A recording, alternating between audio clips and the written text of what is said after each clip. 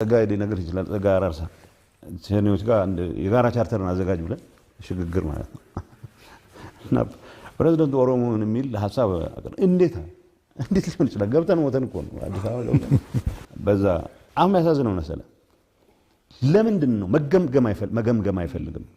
አትሊስት የሚሊዮን ቆርጠን የድርድር ኮምቦልቻ ላይ ቆመን እንደራደር የሚለው ነበር ኃይለኛ ሐሳብ የሁላችንም። እንዴት እንደተወሰነ አይታወቅም። በቃ ጉዞ ተጀምሯል ተባለ። አዲስ አበባ ቅርብ ቀን ትወድቃለች ተባለ። ሰምተሃል? እጁ ስጡ ይባል ነው። አሁን ይሄ ሊደርሺፕ ለምንድን ነው ማየት የተሳነው? አንደኛ እንዳልኩ ነው ፓስት ነው መጠንቆል የሚችለው። ስለ ፓስት ወሬ ነው ብቻ ነው የሚያወራው። 604ን እንደዚህ ያደረግን አስበው እንግዲህ የጠራ መስመር የሚባለውን እኮ መለስ ተንትኖ ያስቀመጣቸው ብቻ ናቸው። ምን እንደሚል እንኳን ያውቁ። ለምሳሌ አብዮታዊ ዲሞክራሲ ካላልክ ሊያንቁ ይደርሳሉ። አስታውሳለሁ መጀመሪያ ጠቅላይ ሚኒስትር ወደ ሊቀመንበርነት እንደመጣ የልማታዊ ምናምን